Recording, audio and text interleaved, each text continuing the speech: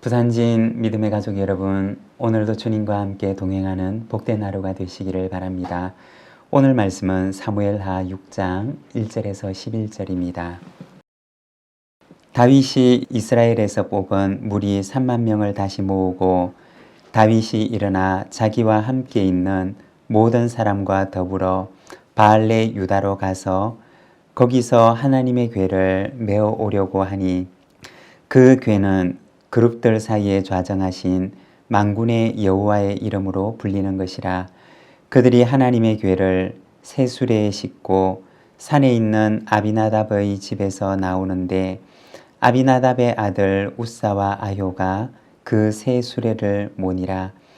그들이 산에 있는 아비나답의 집에서 하나님의 궤를 싣고 나올 때 아효는 궤 앞에서 가고 다윗과 이스라엘 온 족속은 잣나무로 만든 여러 가지 악기와 수금과 비파와 소고와 양금과 제금으로 여호와 앞에서 연주하더라. 그들이 나곤의 타작마당에 이르러서는 소들이 뛰므로 우사가 손을 들어 하나님의 궤를 붙들었더니 여호와 하나님이 우사가 잘못함으로 말미암아 진노하사 그를 그곳에서 치시니 그가 거기 하나님의 궤 곁에서 죽으니라. 여호와께서 우사를 치심으로 다윗이 분하여 그곳을 베레스 우사라 부르니 그 이름이 오늘까지 이르니라. 다윗이 그날에 여호와를 두려워하여 이르되 여호와의 궤가 어찌 내게로 오리요 하고 다윗이 여호와의 궤를 옮겨 다윗성 자기에게로 메어가기를 즐겨하지 아니하고 가드 사람 오베데돔의 집으로 메어간지라. 여호와의 궤가 가드 사람 오베데돔의 집에 석 달을 있었는데 여호와께서 오베데돔과 그의 온 집에 복을 주시니라. 아멘. 오늘 우리가 함께 읽은 말씀에서는 하나님의 계획을 다윗성으로 모셔오려고 하는 모습을 보여주고 있습니다. 1절에서 3절 말씀입니다. 다윗이 이스라엘에서 뽑은 무리 3만 명을 다시 모으고 다윗이 일어나 자기와 함께 있는 모든 사람과 더불어 바알레 유다로 가서 거기서 하나님의 궤를 메어 오려 하니 그 궤는 그룹들 사이에 좌정하신 만군의 여호와의 이름으로 불리는 것이라. 그들이 하나님의 궤를 새 수레에 싣고 산에 있는 아비나답의 집에서 나오는데 아비나답의 아들 우사와 아효가 그 새 수레를 모니라. 다윗은 이스라엘 백성 가운데 3만 명의 용사를 모으고 하나님의 언약궤를 자신이 사는 다윗성에 모셔오는 길에 호위를 하게 합니다. 왜 다윗은 하나님의 언약궤를 자신의 성으로 모셔오려고 했던 것일까요? 아마도 그것은 하나님의 언약궤를 그의 가까이에 두고 무슨 일이 있을 때마다 하나님께 여쭙기 위함이었을 것입니다. 다윗은 하나님의 말씀을 가까이에 두고자 하는 좋은 마음을 가지고 그 언약궤를 다윗성으로 모셔오고자 했던 것입니다. 이를 위해서 3만 명의 선별된 사람들을 뽑아서 호위하게 합니다. 그리고 언약궤를 새 수레에 싣고 5절에 보면 여러 가지 악기를 부는 사람들이 찬양을 하면서 이 행진에 참여하게 됩니다. 언약궤를 모셔오는 이 일에 있어서 최선을 다하고 있는 다윗의 모습을 보여주는 것입니다. 그런데 6절과 7절의 말씀을 보면 뜻하지 않은 일들이 일어나게 됩니다. 그들이 나곤의 타작마당에 이르러서는 소들이 뛰므로 우사가 손을 들어 하나님의 궤를 붙들었더니 여호와 하나님이 우사가 잘못함으로 말미암아 진노하사 그를 그곳에서 치시니 그가 거기 하나님의 궤 곁에서 죽으니라.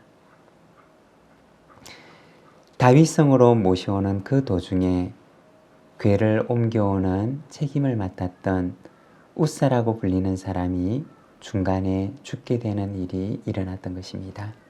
6절에 보면 나곤의 타작 마당에 이르렀을 때 소들이 뛰므로 웃사가 하나님의 궤를 붙들었다고 이야기를 합니다. 도대체 무엇이 잘못된 것일까요? 좋은 마음을 가지고 시작했고 새 수레를 만들어서 찬양대가 악기를 가지고 연주하면서 최선을 다해서 궤를 옮기고 있었는데 왜 이런 일들이 일어나게 된 것일까요? 사무엘상 6장 말씀을 보게 되면 언약궤가 아비나답의 집에 오게 된 배경에 대해서 이야기를 합니다. 이스라엘이 블레셋과의 전쟁에서 패하게 되고 그들은 하나님의 언약궤를 블레셋 사람들에게 빼앗기게 됩니다. 그런데 블레셋으로 갔던 언약궤가 이르는 곳마다 블레셋 지역에 재앙이 일어나게 됩니다. 그리하여 블레셋 사람들은 이 언약궤를 다시 이스라엘로 돌려보내기로 하게 됩니다. 이때 그들은 수레를 만들고 젖나는 소 2마리에 메워서 언약궤를 그 수레에 실어 보내게 됩니다. 그렇게 해서 오랜 시간 동안 하나님의 언약궤는 아비나답의 집에 머물게 되었던 것입니다. 그런데 이제 이 언약궤를 다윗성으로 옮기게 되는데 아비나답의 집에 왔던 것과 똑같은 방법으로, 즉 이방인들이 했던 것과 똑같은 방법으로 그들은 이 언약궤를 모셔가려고 했던 것입니다. 출애굽기 말씀을 보게 되면 하나님께서는 이스라엘 백성들에게 언약궤를 이동할 때는 어떻게 해야 하는지를 분명히 말씀해 주셨습니다. 제사장들이 혹은 고앗 자손들이 언약궤 고리에 끼워져 있는 채를 사용해서 그것을 어깨에 메고 이동할 것을 말씀하셨습니다. 그렇지만 너무나 오랜 시간 동안 그들은 하나님의 언약궤도 잊고 살았고 언약궤와 관련한 하나님의 말씀들도 잊고 살았던 것입니다. 다윗의 마음도 좋았고 그리고 넘어지려고 하는 언약궤를 붙들고자 했던 웃사의 마음도 이해가 되지만 그러나 그들은 자신들도 모르는 사이에 말씀을 잊어버린 백성이 되어가고 있었던 것입니다. 만일에 아무 탈 없이 그 언약궤가 옮겨지게 되었다면 어떻게 되었을까요? 물론 다행이기는 했겠지만 그들은 하나님의 말씀이 어떠한 것인지 다시 찾고자 노력하지 않았을 것입니다. 편리한 대로 자기가 생각하기에 좋은 대로 그렇게 하면 되는구나 라고 생각했을 것입니다. 그러나 하나님께서는 이스라엘 백성들이 그렇게 되기를 원치 않았던 것입니다. 내 좋은 대로 신앙생활을 하면 되는 것이 아니라 하나님께서는 그들이 하나님의 말씀의 백성이 되기를 원했던 것입니다. 여러분, 우리의 기준은 하나님의 말씀입니다. 오늘 우리가 살아가고 있는 시대를 포스트 모더니즘 시대라고 이야기를 합니다. 포스트 모더니즘이라고 하는 것은 모더니즘 시대의 기준을 거부한다 라고 하는 의미를 가지고 있습니다. 한 걸음 더 나아가서 절대 가치와 절대 기준을 거절한다고 하는 그러한 가치를 그 속에 포함하고 있습니다.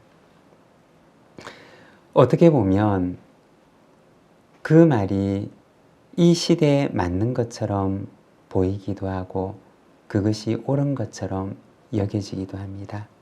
그러나 그로 인해서 오늘 우리가 살아가는 이 시대는 길을 잃을 수도 있다는 사실을 우리는 기억해야 하는 것입니다. 여러분, 시대가 변하고 세상이 변해도 우리의 기준은 언제나 동일한 하나님의 말씀입니다. 하나님의 말씀이 우리의 기준이 되고 우리의 삶의 나침판이 될 때 우리는 길을 잃지 않을 수가 있는 것입니다. 여러분, 아무리 기준이 없는 시대를 살아가지만 그러나 우리는 하나님의 말씀을 기준으로 삼고 살아가는 우리 모든 믿음의 가족들이 되시기를 바랍니다. 10절과 11절의 말씀입니다. 다윗이 여호와의 언약궤를 옮겨 다윗성 자기에게로 메어가기를 즐겨하지 아니하고 가드 사람 오베데돔의 집으로 메어간지라. 여호와의 궤가 가드 사람 오베데돔의 집에 석 달을 있었는데 여호와께서 오베데돔과 그의 온 집에 복을 주시니라. 오베데돔은 고핫 족속에게 속한 레위인으로서 나중에는 성전의 문지기로 봉사하게 됩니다. 오베데돔의 가정에 있어서 하나님의 언약궤가 머물렀던 그 시간은 그들에게는 잊을 수 없는 영광의 시간이었습니다. 그리고 그 가정에는 참 복된 시간이었습니다. 하나님께서는 그 석 달 동안에 그 가정에 영적인 복을 주셨고 또한 물질적인 복을 주십니다. 사랑하는 여러분, 하나님의 말씀과 함께하는 곳에는 하나님의 복이 임합니다. 영적인 복이 임하고 육적인 복이 임합니다. 오늘도 하나님의 말씀을 사랑하고 하나님과 함께 동행하는 우리 부산진 모든 믿음의 가족들이 되시기를 바랍니다. 기도하겠습니다. 하나님 아버지 은혜를 감사합니다. 주님, 하나님의 백성들이 하나님의 말씀을 기준으로 삼은 말씀의 백성이 되기를 원하셨던 그 하나님의 모습을 우리가 바라봅니다.